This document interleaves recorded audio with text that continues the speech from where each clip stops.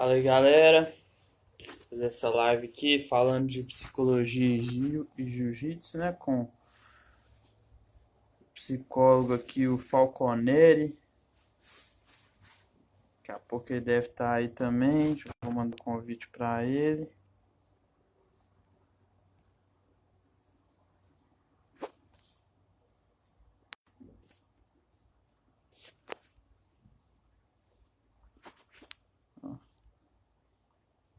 Não sei com qual perfil que ele vai entrar, mas mandei aqui para os dois. Um salve aí pro Grappling Game, que entrou na live agora. Vou mandar convite pra galera aqui, para quem quiser participar.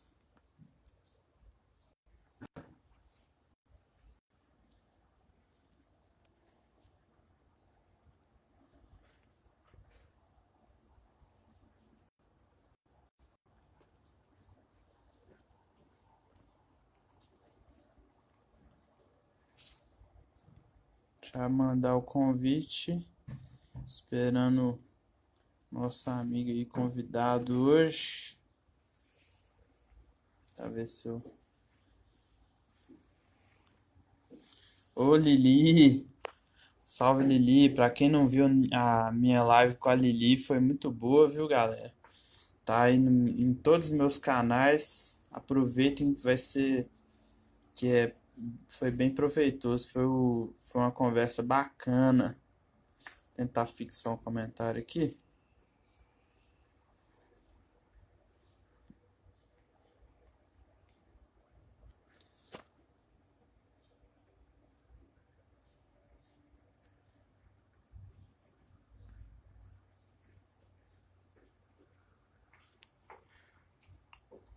Galera, já deixar o recado. Quem quiser mandar alguma pergunta, manda pela caixinha de perguntas e respostas aí, que é melhor para responder, viu? Então, ó, Eric, meu primo, salve aí pro Eric, meu primo, dono de uma marca de roupa, corta cabelo, sinistro, sabe? Tem a manha. Silvio entrou aí na live.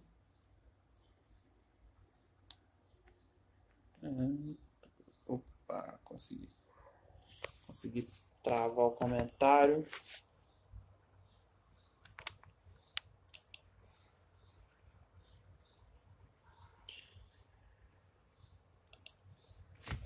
Dá um minutinho, galera, pra ver se personal Nutri Wesley Reis, um salve aí, irmão. Guardando nosso meu colega psicólogo entrar aí. Daqui a pouco a gente deve iniciar a conversa.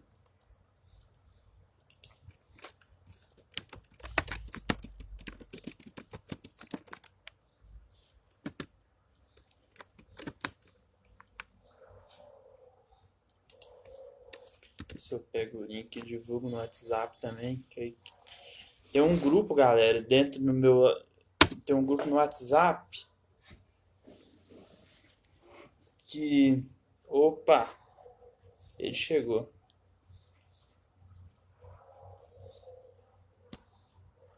Um grupo no WhatsApp que eu tenho, que a gente conversa sobre jiu-jitsu e eu tô passando algumas dicas sobre táticas também.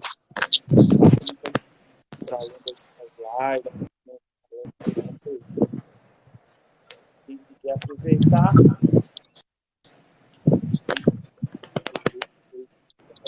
se não achar que está espalhado, manda um direct para mim que eu mando desse. Fala comigo, tá bem? Opa, cara, tudo bem? Tá me ouvindo bem? Tô te ouvindo bem. Probleminha aqui no áudio, tava dando mau contato, mas acho que resolveu. Ó, eu vou virar minha câmera também, então beleza. Fica mais padrão pra galera. Ó, se puder uma limpadinha Eu acho que vocês não acham que é melhor. O que foi? Não te ouvi. A sua imagem está um pouco embaçada, Embaçado mas deve ser. dá uma melhoradinha. Acompanhe aí, algo aí, da hora. É isso aí. Gente, eu conheço muito pouco o nosso convidado de hoje aí. Na verdade, eu achei ele no Instagram e aí ele me pareceu que manja muito esse negócio, eu interesso muito no assunto. Então eu quis convidar ele e ter esse bate-papo aí. Então, pode se apresentar aí pra galera te conhecer melhor. Bom, Lucas, agradeço também o convite, né? Assim, a confiança para a gente conversar de um assunto o qual eu gosto e tenho descoberto muito amar, né? Que é essas relações entre a psicologia e o jiu-jitsu.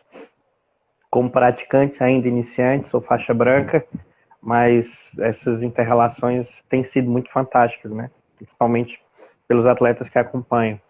Eu sou psicólogo, psicanalista, não é psicólogo também do esporte. A psicologia ela permite com que a gente trabalhe em escolas, em empresas, em hospitais e também na parte esportiva, não é? Tanto para esportes profissionais, né, de alto rendimento, como aquele esportista amador de fim de semana ou alguém que treina sem foco em competição, mas por uma questão de opção por estilo de vida do jiu-jitsu ou alguma outra modalidade. Né? E tem uma atuação bem específica e bem voltada para o jiu-jitsu, né, no qual eu acompanho alguns atletas, né, desde a faixa branca à faixa marrom, né, e alguns com experiência até de lutas internacionais. E também faço esse trabalho de palestras, de grupo, né, que ficou um pouco mais parado por conta dessa história da pandemia, né, mas que a gente acaba fazendo também aqui por uma live, por uma transmissão, uma forma de tentar alcançar mais gente. Bacana. Um salve aí pro Wellington que entrou na live, Montanha,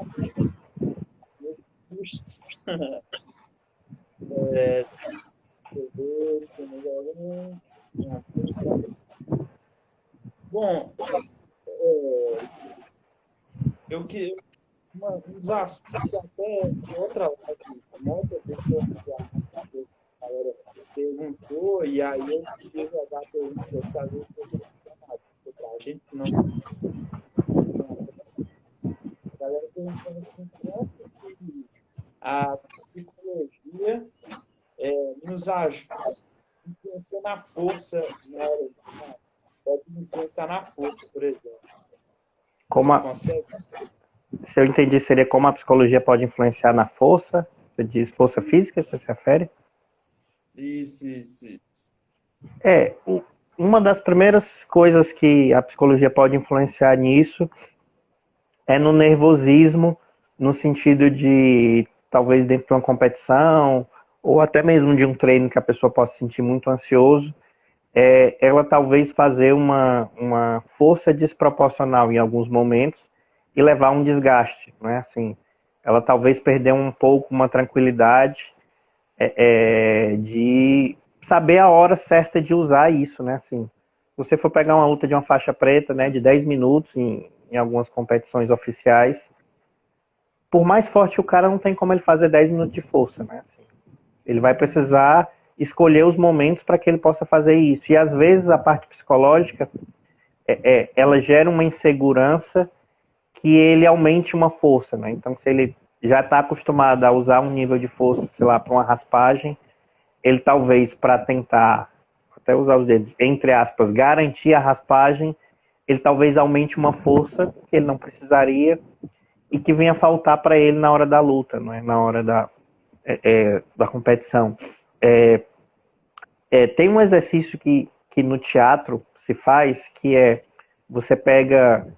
você imagina objetos assim invisíveis, né? E você começa a pegar, né? Seja um copo ou uma bola, né? E você vai criando vários pesos, né? E consistências para aquele objeto. E é interessante que quando a gente começa a trabalhar com objetos muito pesados, e aí os atores vão representando, né, como se estivesse carregando algo muito pesado, só o tensionamento muscular, né, daquele exercício, quando a gente termina, eles estão muito cansados, né? E na prática não teve nenhuma força, não tinha nada ali para ser carregado. Mas essa tensão muscular, que às vezes pode atingir, né, um atleta e gerar lesões ou alguma outra coisa, tem uma influência muito direta na força física deles, né? Então, isso é o que às vezes o iniciante olha para alguém, faixa preta, alguma coisa, e o considera como um nível absurdo de força, onde talvez o cara, pela experiência, nem esteja fazendo tanta força assim, né? Mas escolhendo os momentos ideais para fazer isso, né? Pela tranquilidade, pela experiência desses anos todos. Às vezes também saber se posicionar, né? Às vezes o cara parece estar fazendo força, mas ele está estourado. Porque estoura os cotovelos no próprio corpo e aí ele está estourado. Ele tá ali tranquilo e dá a impressão que ele está fazendo uma força. Aí a própria massa do corpo gera a força para o adversário. Salve aí pro Jéssica, Gabriel, que está na live, Anderson Pereira, pessoal do grupo lá, nosso WhatsApp, Castro, faixa roxa, galera, vamos chegando que o papo vai ser bom hoje. É engraçado você falar sobre essas coisas, Leonardo. Na primeira live que eu fiz, se não me engano, a primeira live que eu fiz, eu falei exatamente isso, como saber dosar o gás, né? Você saber utilizar a energia na hora correta, saber não fazer uma força você vai precisar, vai ser efetiva, né, no momento correto. Então, isso é diferença na hora da luta e no resultado geral, né? Tem um exemplo que um amigo uma vez me chamou para ajudar num treino dele, né? Ficar mais ali de sparring, né? Ajudando nos drills dele por uma competição, era um dia anterior, e ele machucado na lombar, né? E ele, não, vamos fazer, eu conversei, cara, não é melhor tu dar uma parada, dar uma descansada nessa contusão para tu lutar amanhã bem, porque até usei o exemplo. Às vezes parece aquele cara que não estudou nada, aí de véspera ele quer estudar toda a matéria para sair bem na prova, não é? E tipo, às vezes a pessoa tem um nível bom que ela mesma não percebe, né? E que às vezes esses treinos um dia antes, né? Até às vezes mesmo no dia, mais do que ajudar o cara, aumenta essa insegurança de que, pô, se eu não estou preparado, eu vou perder, né? E isso vai começando a entrar na cabeça do atleta e ele já começa o mau desempenho antes mesmo de entrar no tatame, né? Por não ter uma confiança, porque ele vai aprender alguma posição, alguma coisa nova depois do campeonato, né? Assim, por mais que o jogo dele possa ter falhas, é com essas falhas que ele vai ter que entrar no tatame e conseguir, apesar delas, ter o seu resultado, né? É verdade. Isso aí que quando saber se está na meditação física, o pessoal falava, né, no treinamento, o descanso é tão importante quanto o treino.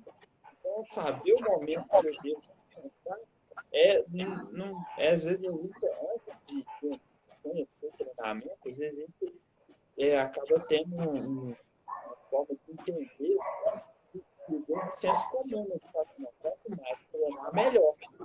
Não necessariamente, né? Você vai precisar daquele descanso dele, vai ser definitivo, ele vai ser o que você precisa para conseguir ter mais sucesso ou não.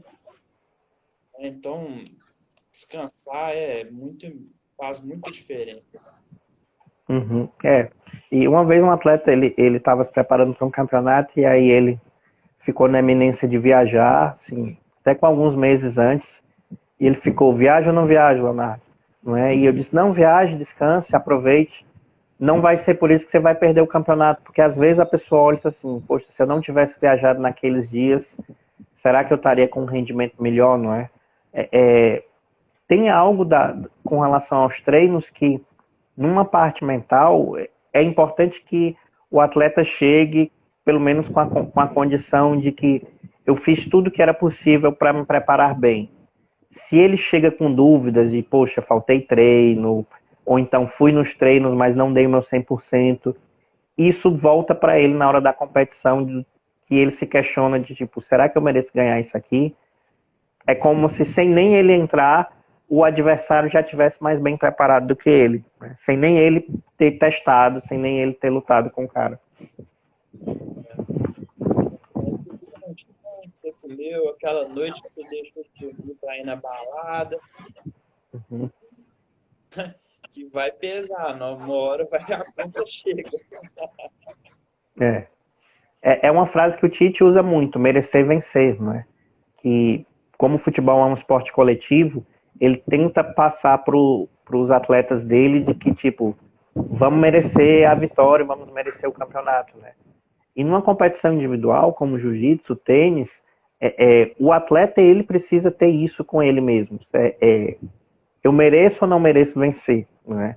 Eu sempre costumo dizer que aquele momento de aquecimento ali na área livre, antes da luta, né, aqueles segundos ali na mesa, antes do árbitro chamar, nesses momentos que o atleta tende a ficar mais sozinho, é como se ele lutasse com ele mesmo.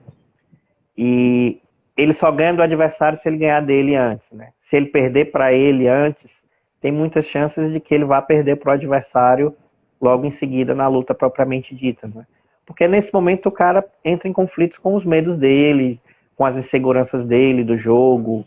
De repente ele tem uma insegurança na guarda dele, né? É isso que ele vai ter que sobressair para ele poder entrar lá e lutar da melhor forma possível. Isso aí que você está falando, citando o Tite, a gente tem que se preparar ali na nossa boa, na nossa ruim, né? No nosso ponto forte e no ponto fraco, de forma que a gente mereça mais que o nosso adversário, né? Uhum. Então, você tem que saber, os caras costumam treinar uma vez por semana e olha lá. Então, se eu treinar todo dia da semana e ainda fazer um extra, então eu vou merecer. Eu estou me preparando melhor, eu estou bem preparado, eu posso deitar a cabeça para tranquilo e assim eu estou pronto para guerrear, para ver, E até quando vai no treino, né, assim, como é que ele também está no treino, como é que ele se dedica nas posições, nos drills, né, nos rolas, né, de repente o professor chegar, fulano, dá para ir mais um? Não dá, me machuquei, né? De repente o professor sabe que o atleta está machucado, ele não vai forçar, né? Mas de repente isso pode ser uma desculpa dele para ele dar uma descansada e pegar um pouco mais leve, né? E o Bernardino fez uma série de lives, né? Assim, chamou desde o Daniel Alves até o Serginho Escadinha, alguns nomes dos atletas para conversar, né? E ele, com o Serginho Escadinha, que era líbero, ele falava que ele sempre tinha essa, bora mais uma. Eles ficavam até brincando com essa de mais uma rodada, né? De mais uma repetição. E que às vezes no primeiro treino de seleção, o Serginho chegou aí para o canto e vomitar, né? E o Bernardinho chegou para auxiliar, e aí eles, não, eu conheço esse cara, ele vai voltar, né?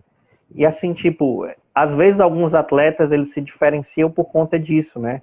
De eles também terem essa personalidade voltada para a repetição, né? Não ser uma coisa só do professor pedir isso dele, mas ele mesmo pedir isso para ele mesmo, né? O a mais, o extra. Se é para fazer 12 séries na musculação, eu vou fazer 13, né? Não para chegar naquilo que a gente falava mais cedo do overtraining, mas para ativar esse modo dele mentalmente de que, tipo, ninguém treinou mais do que eu para essa competição. Na prática não tem como medir, né? Ele não está competindo com não está treinando com os adversários dizendo, pois esse cara fez 7 rolas, eu fiz 8, então eu fiz mais do que ele. Mas na cabeça dele, ele tem que, sem saber como os outros estão treinando, chegar e dizer, eu treinei o máximo possível, né? É o suficiente para eu ganhar. sentir que tá tudo, né? Ter aquela confiança, né? Tô treinando bem com os caras, tô fazendo a posição que eu quero. Então, eu tô no meu melhor possível, tô dentro da minha melhor possibilidade. Então, eu vou lá, vou pegar, vou dar aquela raça. Uhum. Então, salve pro Jones, meu aluno, tá, que entrou na live, gente boa pra caramba. Adam, da pesada timidez, tá? Eu quero ser timidez, galera. Guilherme Loyola, meu companheiro de faculdade aí. O Paduaneto. Paduaneto. Salve pro Paduaneto aí também. Anderson Torres, salve, acabei de entrar. Abraço, galera. Aproveita aí a live. O Anderson e o Paz, acho que é daqui de Fortaleza que eles entraram. Conheço. Bacana. Um abração para eles aí.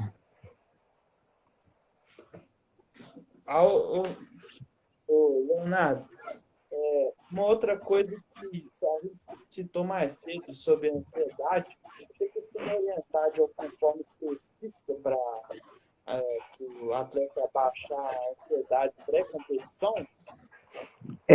Isso é uma coisa que a gente sempre precisa trabalhar, né? É a maioria das dúvidas, como é que se controla a ansiedade, né? Porque tem um nível, assim, mesmo os atletas mais frios, eles vão sentir algum nível de ansiedade ali, né? O problema é aquela ansiedade que está no nível tão alto que não permite que a pessoa lute bem. Eu costumo dizer que o meu trabalho é deixar que o jiu-jitsu resolva, né? Eu sempre cito um exemplo. Se uma pessoa que gosta de entrar queda, tem essa estratégia, ele faz as pegadas necessárias para entrar uma queda ou para chamar para guarda. Tá tudo que ele sabe como faz, né? Como ele entra a posição, mas não faz, isso não é jiu-jitsu, né? Isso é ansiedade, isso é medo, né? Se ele ainda não está com as pegadas suficientes para entrar uma posição, aí é jiu-jitsu, né? Ele está tentando chegar no nível para ele poder executar o que ele aprendeu nos treinos, né? Mas muito dessa situação de ansiedade são, talvez você já tenha visto, as pessoas lutam de um ou outro, faz uma pegada, fica balançando e fica indefinidamente na luta sem que ninguém chame, sem que ninguém entre uma queda, com medo de arriscar, não é? E perder e não fazer absolutamente nada, né? Ou atleta que trava e que de repente não executa nada dos treinos, né? A ansiedade, ela é algo que precisa ser trabalhado, ela nunca vai ser controlada totalmente dentro de uma competição, né? Não existe nenhum exercício, nem nenhuma prática que garanta que o atleta vai chegar com um nível tranquilo de ansiedade. Mas isso, ao longo do trabalho, a gente pode tentar controlar isso para que ele se encontre num nível mais, digamos, mais adequado possível. O que eu costumo sempre recomendar? Que você trabalhe o início de luta, né? Assim, esse início de luta é o momento mais ansioso, né? Então, às vezes, chega um faixa branca e diz assim, da academia, e eu estou nervoso e tal, eu sempre pergunto, como é que você vai lutar? O que você vai querer fazer com o seu adversário? Eu vou derrubar ele e jogar por cima como passador. Aí eu pergunto, qual é a queda que você tem de confiança? Vixe, eu sou ruim de queda. Aí eu disse, pô, cara, fudeu, aí tem um problema, né? Esse plano dele tá furado aí, né? Se ele não tiver esse jogo, até no início, uma queda mínima, não é? Muito provavelmente ele vai ter um problema de ansiedade lá, que é normal, não é? Você, Lucas, é um faixa preta, se alguém chegar, Lucas, dá um seminário, dá uma aula, seja tranquilo para você, não é? Mas se de repente alguém levar num congresso de físicos para você falar sobre física atômica e nuclear, talvez você, pô, será que eu vou falar besteira para os caras, né? Provavelmente todos nós vamos, né? Mas às vezes essa mal preparação técnica que faz com que alguns criem um próprio problema para si mesmo, né? Não tem como não ter ansiedade, do tipo, você se pôr numa situação em que isso vai gerar uma ansiedade, né? Ou então o cara passou meses treinando para competição, botou um plano, eu vou chamar para a guarda, chega o colega, bate no ombro dele, minutos antes da luta, assim, eu já lutei com esse cara, não chama ele para guarda. Isso pode gerar uma crise de ansiedade, do tipo, pô, e agora, o que é que eu vou fazer? Não é? Então, eu sempre recomendo que uma forma de se trabalhar a ansiedade é você chegar junto com o seu mestre, com o seu professor, né? Se isso não tiver combinado, o próprio aluno chegar e dizer, professor, eu tenho uma competição, não é? Ir para essa parte estratégica, como é que o senhor acha que eu devo lutar, não é? Pelo que o professor e o mestre conhecem dele dos treinos, né? E aí montar junto e trabalhar em cima disso, né? Essa repetição tende a gerar uma tranquilidade, porque eu tô com medo, mas eu vou seguir o plano. Eu tô nervoso, mas eu vou me ater ao plano, né? Eu não vou modificar. Não sei se você já teve a experiência, eu já ouvi de lado, né? É muita gente que combina com o aluno uma coisa e quando chega na competição o cara faz o contrário, né? Tipo, você vai jogar de passador, aí na hora o cara chama e você fica, pô, meu irmão, o que é isso? O que Tu tô não treina... fazendo? Então, tipo, às vezes a ansiedade gera o cara ter essa precipitação, né? É importante seguir o plano. Porque quando você tem um plano e você repete o plano, isso tende a gerar uma memória muscular, que é a sua única salvação no momento de nervosismo, de ansiedade, né? Que é você agir, você ter uma explosão nisso, que o seu corpo vai em auxílio porque a sua cabeça está falhando um pouco ali. Interessante. Desse jeito que você colocou aí, você falou que você deixa o jiu-jitsu resolver, e parece que você tenta trabalhar para eliminar as barreiras mentais que o cara vai criando, né? Uhum. Interessante, bem interessante mesmo. Salve aí para o desenho dos jogos que entrou, que é meu amigo Fernando, e ele também é praticante de artes marciais, e fac recado, Fac Recado eu conheço. É um grupo de pessoas, eu não sei quem é que tá por trás da Fac Recado, mas é alguém conhecido, provavelmente. Um abraço aí. Tem uma página, trocam os administradores às vezes.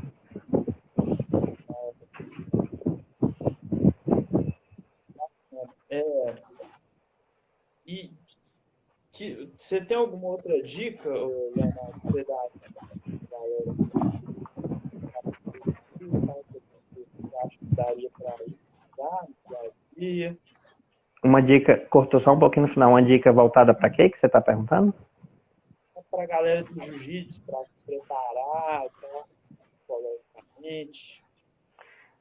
Uma dica que é importante, que eu também sempre converso quando eu vou acompanhar um atleta individualmente, é qual o objetivo dele no jiu-jitsu, né? Assim, e se ele quer ser um competidor, se ele quer ser um atleta profissional, não é?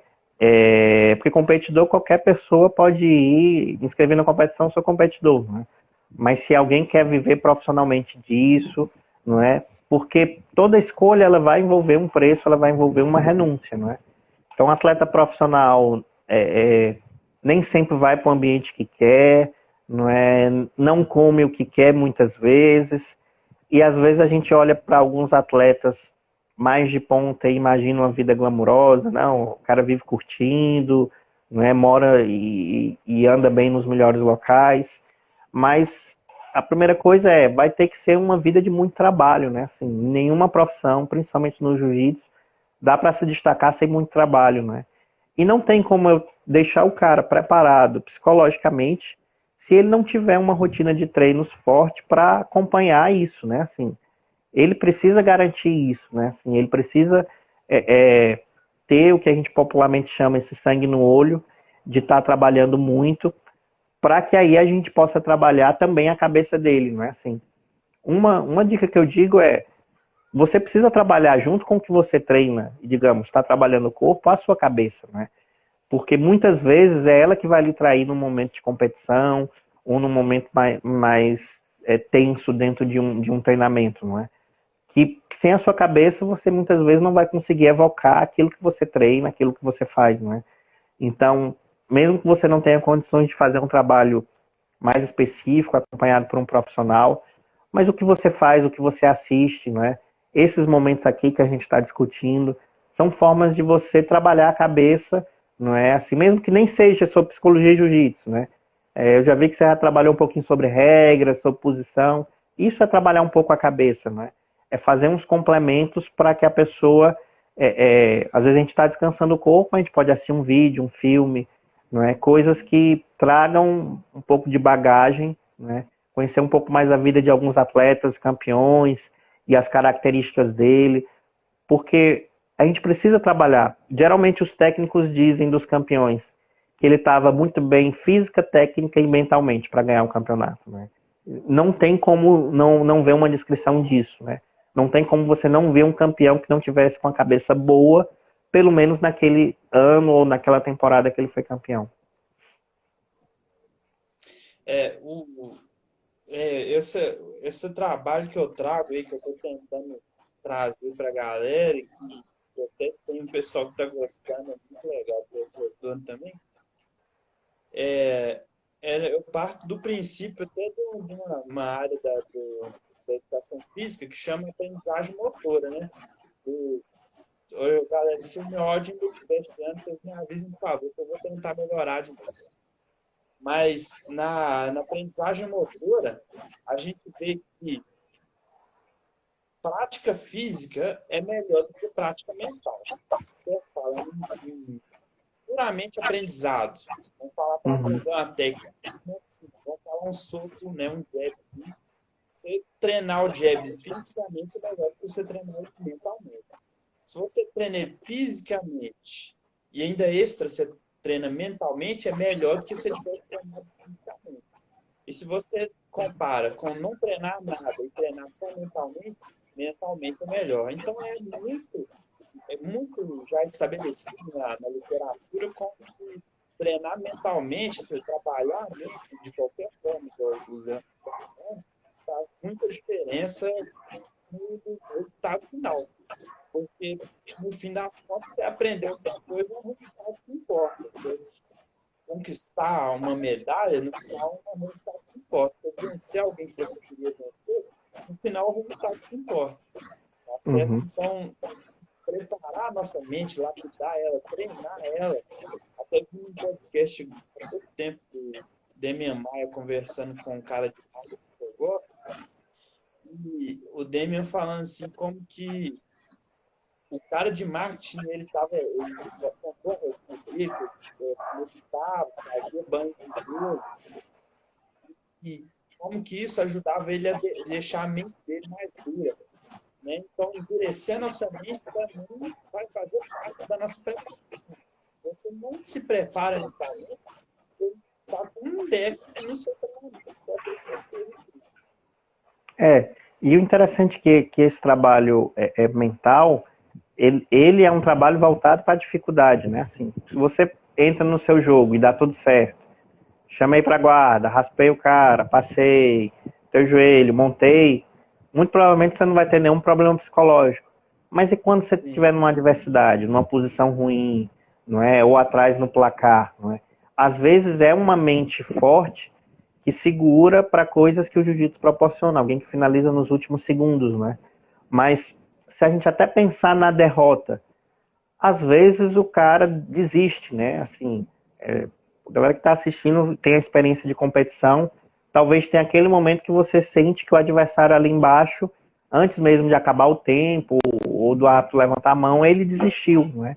Ele chegou no modo em que, tipo, não tenho condições de eu vencer aqui, pelo amor de Deus, termine para passar logo, para eu ir embora, não é?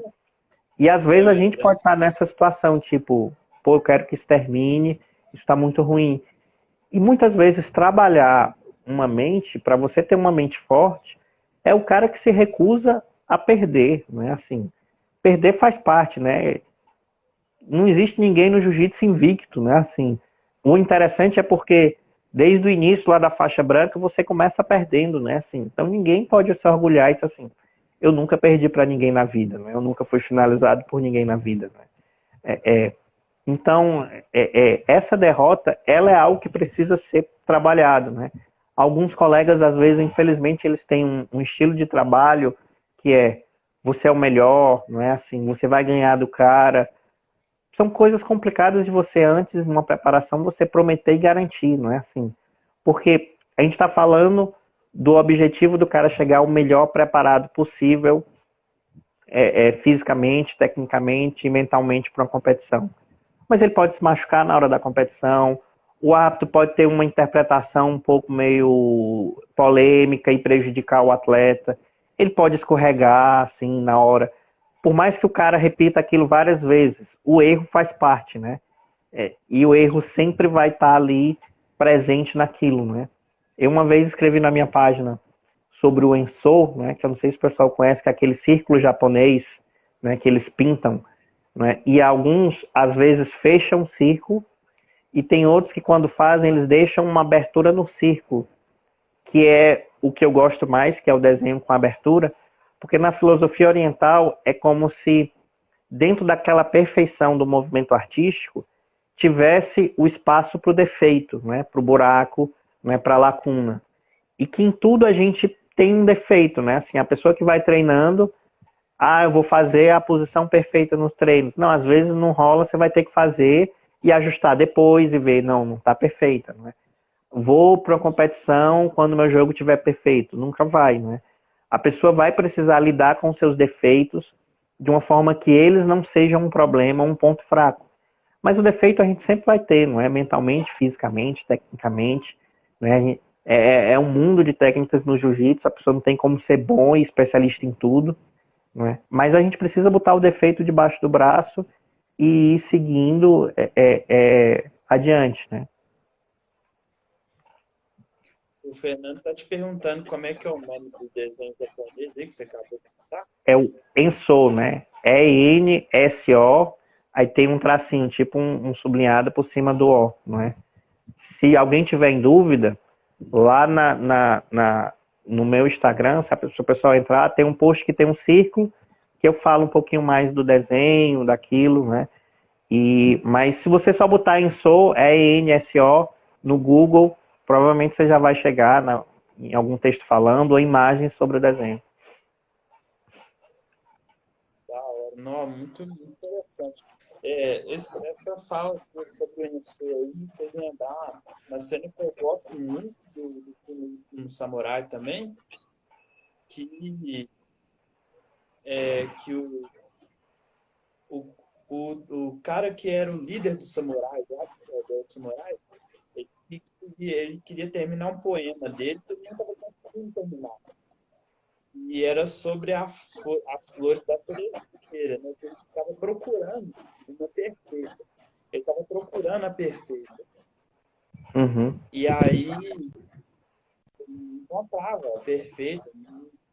E aí, no dia da batalha final, né, que ele morre, aí ele tem aquele devaneio de morte dele, né, e ele fala assim com o Tom Cruise lá, né, o personagem do Tom Cruise, ele fala assim: eu consigo terminar o poema agora porque todas estão perfeitas.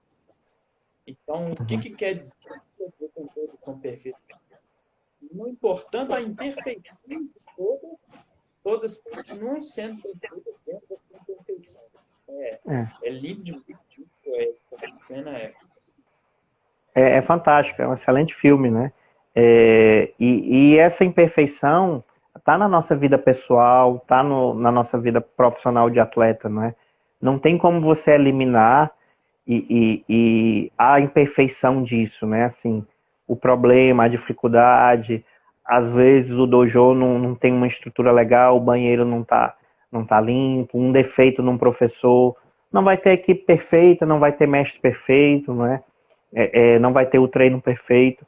É claro que vão ter limites, vão ter horas que você chega num certo limite, não é uma desculpa de que a gente não melhore o máximo possível isso, né? Procurar dar sempre as melhores condições possíveis. Mas cada um precisa olhar para os seus defeitos e seguir, não é assim, trabalhando, conquistando, não é? Indo atrás, porque senão a gente não volta para aquilo, né? Ser merecedor de ganhar um campeonato não é você olhar e dizer eu sou perfeito, eu sou imbatível, eu sou o melhor, não é? É você dar o seu melhor, né? Dar o seu sangue ali a cada momento, a cada oportunidade, né? A gente não sabe o tempo que a gente resta. De repente o pessoal vai ter talvez o último treino, né? Alguém passe mal, essa pandemia tirou os treinos, né? Deu um pouco a possibilidade de como é que as pessoas se sentem sem o jiu-jitsu. né? Mas a gente nunca sabe o tempo que nos resta, né? Pode daqui a 5 minutos cruzar uma esquina, passar um carro, aproveitar, né, esse carpe diem, né? Aproveite o dia, aproveite o momento que você tem, uma resenha depois de um treino, não é? Um treino duro que você sai feliz, não é? São coisas difíceis, mas são coisas importantes para a gente encontrar esse segredo, né, que esse personagem encontrou, não é? O perfeito no imperfeito. É um pouco também a filosofia do Ensou, né? Não é porque é imperfeito que deixa de ser perfeito, né? Acabei de lembrar que uma coisa que eu quis citar na hora que você falou sobre a gente querer desistir na situação, na hora que a gente está no meio da luta e está ruim já, você vê que já perdeu. Não precisa nem ir muito longe. Aconteceu, foi muito famoso há pouco tempo aí, a luta do Everton Santos no GG Bet com o Felipe Preguiça. Felipe Preguiça, inclusive, é daqui de Nova Lima, né, pertinho de onde eu moro. E nessa luta, o Preguiça lutou por cima com o Everton, montou, e o Preguiça só estava montado, nem finalização encaixada, o Everton foi desistiu da luta. Então, ele não quis esperar nem encaixar uma derrota, regulamento, ele pediu só porque o Preguiça estava montado. Eu assisti essa luta, me deu a impressão que quando o Preguiça passou a guarda dele, ele desistiu ali. Aquela montada me deu a impressão que ele já abriu, né? Ele nem se encolheu para tentar segurar ali aqueles 100 quilos ali, que é uma posição ruim, mas menos ruim que a montada, não é? E ali aquela... É complicado sempre falar, não é assim, de um caso, mas assim, a vida pública do Herbert, né, o atleta que ele acaba também sendo uma referência, infelizmente, no momento ruim dele, né, assim, de muita gente assistiu, muita gente viu, né, eu acompanhei algumas lutas dele e me dá a impressão que foi uma desistência, né, assim, a gente não sabe ao certo o que é que se passa ali na vida privada dele, né, mas que infelizmente me parece que não é a primeira vez também que ele desiste num momento difícil, né, que em outras lutas isso aconteceu, né, e que é complicado, era a luta principal do card, né, assim, é algo que mostra também um pouco quanto a gente precisa trabalhar a cabeça, assim, porque se olha para as lutas dele e se tem a impressão de que é uma questão de cabeça, que não é uma questão técnica. Eu não acho que ele tenha negligenciado os treinos, né? Eu vi alguns comentários e não sei se era de gente que treinava com ele, mas vi gente dizendo que ele treinou forte para essa competição, mas que muitas vezes um problema psicológico, né, assim, seja de qual ordem pode ser, não é, às vezes atrapalha profundamente. E se não se resolver isso, não adianta, né? Talvez isso vá passar. Todo atleta de alto nível, ele vai passar por dificuldade, né? A gente olha para o Bochecha, que ganhou lá 13 vezes o Mundial. Se você for olhar as lutas dele nos campeonatos, ele passou por dificuldade, né? Aquela coisa que cheguei lá, vou só charlar, vou ganhar de todo mundo. Em alto nível, todo mundo passa por dificuldade, né? A questão é como é que a sua cabeça resiste diante do momento de dificuldade, porque o princípio básico é não desistir. Se você desistiu, acabou, você não tem o que fazer. O cara desistiu ali na luta, não tem técnico, não tem professor que resolva. Mas se ele pelo menos não desiste, aí dá para fazer. Fulano, ó, atenta essa esgrima aqui, né? A pessoa começa a talvez ter uma possibilidade de reverter o quadro, né? Que não é garantido. Ele podia perder aquela luta, mesmo que ele lutasse até o final. Mas que isso dá uma satisfação interna para a pessoa, né? De como ela se sente bem. Né? É sempre perigoso ler as entrelinhas, mas eu li um post do Leandro Lô, que nesse mesmo evento empatou com o Meregali, e me deu uma satisfação, me deu uma impressão de que ele ficou satisfeito com o rendimento dele, né? Tipo, foi um empate, né? Assim, foi uma vitória contundente, avassaladora. Mas muitas vezes a sua performance ser boa, ela às vezes é melhor do que uma luta ganhada ruim, não é? O meu mestre aqui na Checkmate, que é o Ronaldo Cruz, o Raspa, ele sempre conta um exemplo, né, ele já antigão no jiu-jitsu, que um dos piores exemplos dele era uma luta de faixa branca que ele congelou, não fez muita coisa, e que ele só ganhou porque, na regra, quem tivesse por cima ganhava naquela época. Né? E ele estava por cima, ele ganhou. Mas ele teve consciência que ele não lutou, não é? Tipo, é uma vitória que quando alguém pergunta para ele, eu já vi ele falando umas 2, 3 vezes, de uma luta ruim que ele fez, ele cita esse exemplo de vitória, né? E por outro lado, talvez algumas pessoas possam olhar e dizer, eu perdi aquela luta, mas eu me orgulho do jeito que eu fui lá, não é? Porque a nossa sociedade é muito do resultado, né? Ganhou é ótimo, perdeu não, não valeu de nada, né? O cara faz um regime de treinamento ótimo, vai para o Mundial de Jiu-Jitsu, é vice-campeão. Eu vou dizer que a preparação do cara está errada, eu vou dizer que ele trabalhou errado, né? Ali no final, às vezes um detalhe é que vai resolver a situação, né? Muitas vezes, para o ano que vem, talvez ele precise repetir a mesma preparação. Talvez não tenha algo que eu chegar e dizer, olha, você foi muito ruim, né? Você não presta, mas a gente tem essa cultura, não é? Pelo menos aqui no Brasil. O segundo lugar a gente perde, né? O bronze, pelo menos, a pessoa ganha ali na decisão do terceiro. Mas a medalha de prata é meio ruim, né? Eu perdi. No Gil, inclusive, o bronze já muitas vezes é disputado, né? Você É, perdeu, é. mas isso é Vai para mais de uma às vezes. da gente querer ser melhor que o outro, etc, né? E às vezes a gente tem que só tentar ser melhor que a gente mesmo, né? É igual Uhum, você falou, você bateu na trave aqui, né? E você fala assim, não, tá ruim, tá uma bosta. Não, será que dá para melhorar alguma coisa? E se não, só repete tudo e vai de novo. Ou então, se não é isso que vai te fazer o coração ficar de novo, tá para outra também. Né? Não é o uhum. fim do mundo que você tá na trave, tem um bom resultado, né? Às Eu sempre vezes, costumo também, essa questão da derrota, trabalhar os meus atletas para eles se prepararem para a derrota. Não é do tipo pessimismo, eu vou lá e perder. Mas até numa luta, às vezes a pessoa tem uma pequena derrota, não é assim? De repente o adversário entrou uma queda ou entrou uma raspagem e você começa perdendo. Foi uma derrota. O cara ganhou uma posição sua, foi uma derrota. Né? E que às vezes absorver, porque às vezes aquilo tem um efeito desmoralizante.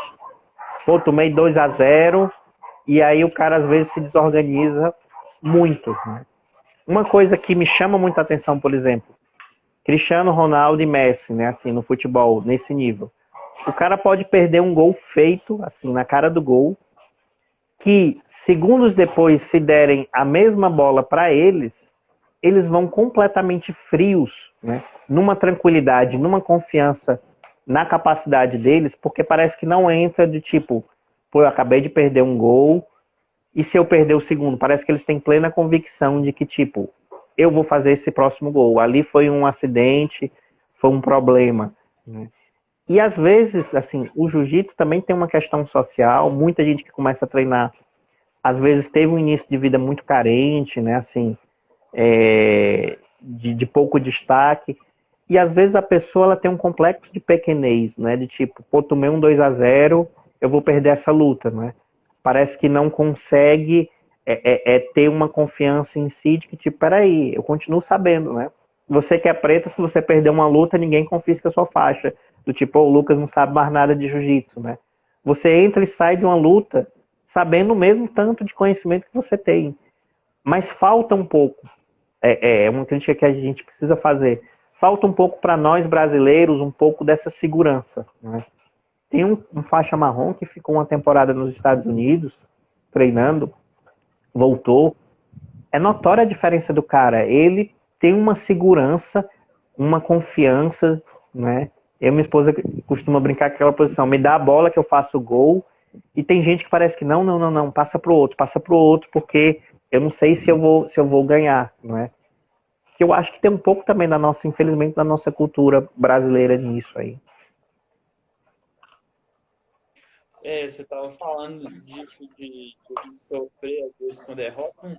O próprio Bochecha é um ótimo exemplo que eu estava citando, porque ele lutou em alto nível e aí ele foi e lesionou o joelho.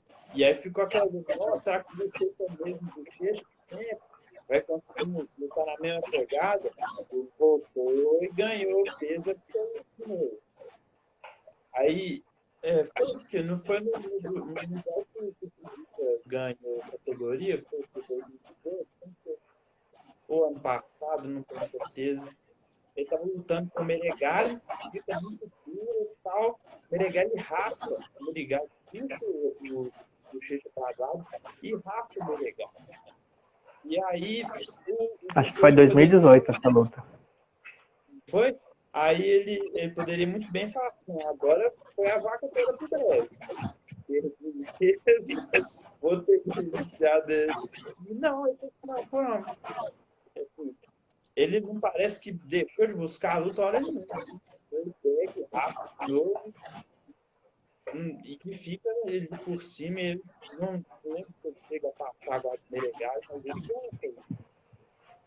Se não me falha a memória, acho que ele explode e passa no final da luta para desempatar.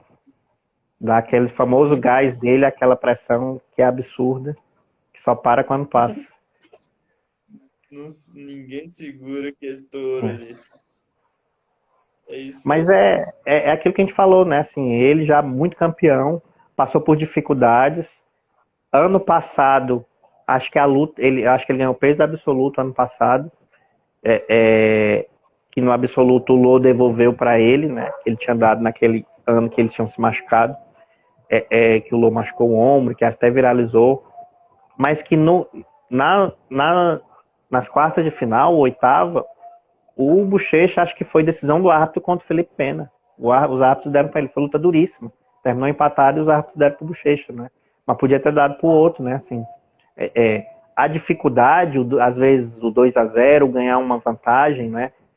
Essa luta de alto nível, de preta, é às vezes decidido por um detalhe, não é assim? E que esses detalhes a pessoa precisa lidar um pouco com isso, né? Lidar um pouco com uma certa frustração, né? De tipo, pô, eu perdi por um detalhe e como é que eu volto para os meus treinos, me aperfeiçoando, me trabalhando, não é? Para que aquilo não seja algo do tipo, é terra arrasada, né? Eu vou ter que desfazer meu jogo todo e vou ter que fazer, não é? Porque muitas vezes aquilo que a gente tem e os nossos pontos fortes, às vezes não encaixam, mas tipo, você não vai ter que desistir disso, né? Os miau é berimbolo, né? Assim, eles perdem, não vão chegar e dizer assim, vou parar de fazer berimbolo. É a praia dos caras, né? Assim, é berimbolo, eles vão ficar fazendo isso, né? Não que eles sejam limitados a só isso, mas nesse alto nível, esses detalhes, eles entram muito por uma questão de cabeça, né? Todo campeão ele tem um pouco de teimosia, do tipo, não, do meu jeito dá certo, né? Assim, tem um pouco de obstinação, né? E que isso às vezes é importante, né? A pessoa insegura demais, né? E aí eu chamo para guarda ou eu passo, né?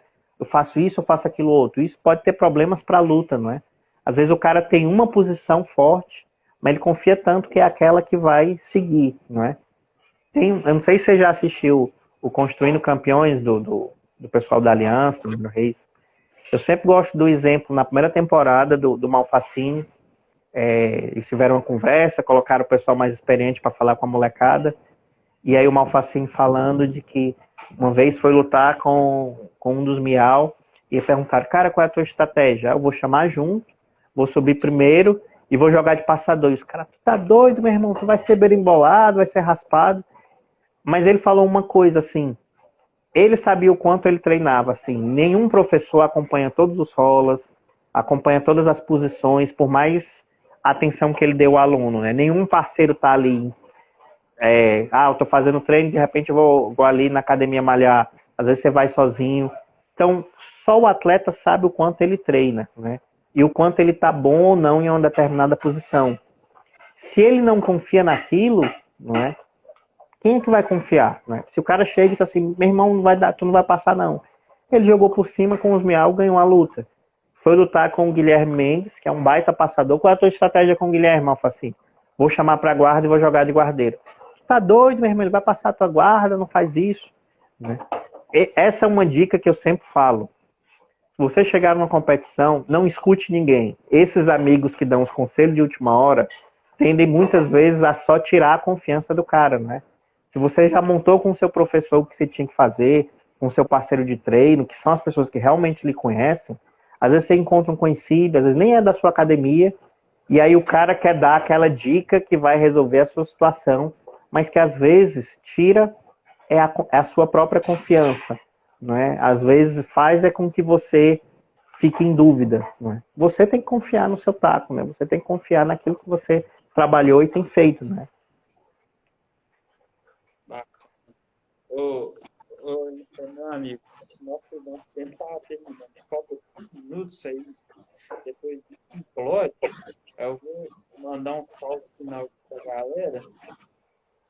Gaspar entrou aí na live. Grande Gaspar, Issamina, J. Falconelli, Foto, CN, Lizinho, Suan Marinho. A sua página também entrou. Psicologia pro DT. Segue lá, galera, que é bacana. E é isso. Foi isso aí. Muito obrigado, Leonardo.